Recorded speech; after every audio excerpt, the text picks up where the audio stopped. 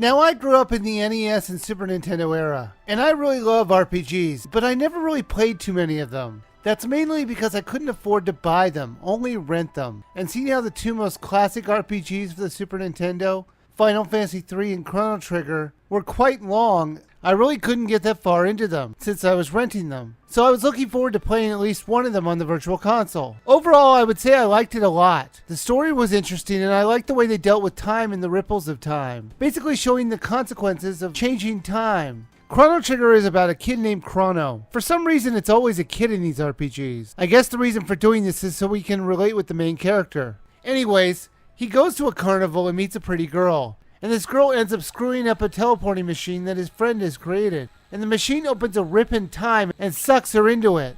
So Chrono, with no real motivation or reason in logic, other than him being a good guy, decides to replicate the event that caused the rip in time, since that worked out so well last time. The time vortex reopens, and coincidentally, it sends it back to the time the girl has gotten stuck in. Luckily, the friend who created the teleporter has thrown together some kind of vortex opener, and they can open the vortex anytime they want, as long as there's one in the vicinity. The one major difference between this game and the other RPGs out there at the time was the battles in this game were all done without any transitions. So that means that you'll see all the enemies on the screen, and you battle them exactly in the place where you found them.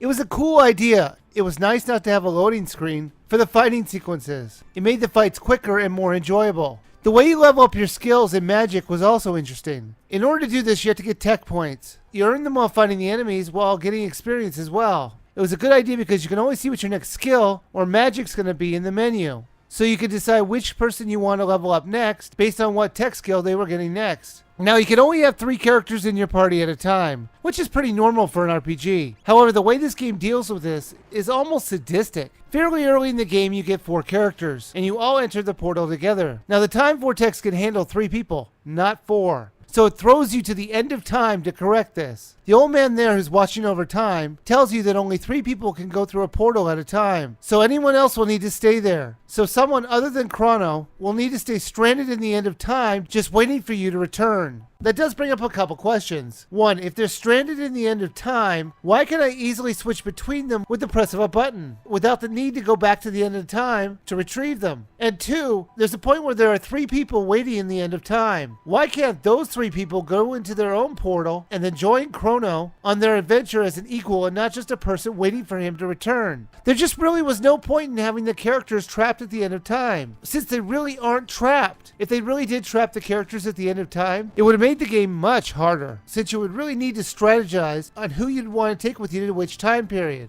It's like the creators came up with this great idea, but then realized it would limit the gameplay too much, and didn't bother to take it out of the real game. There really isn't that much level grinding needed in this game. Most of the bosses can be dispatched fine as long as you don't run from any battles. The only exception to this is the final battle, where chances are you'll need to level up a little, but it's nowhere near the level grinds of other RPGs, like Dragon Quest. If I had to find some negative about this game, it would be that sometimes it would get a little confusing to know where and when to go. You would time jump a lot, so you would need to remember little things about each time period so you can remember to come back to them later in the game. And it just got a little confusing at times. Chrono Trigger is a great game, and it's a fun RPG to play. The graphics look good for a Super Nintendo title. The storyline is interesting, and the battles were quick and never tedious. At 800 Wii points, it's absolutely worth every penny, and you should buy it now.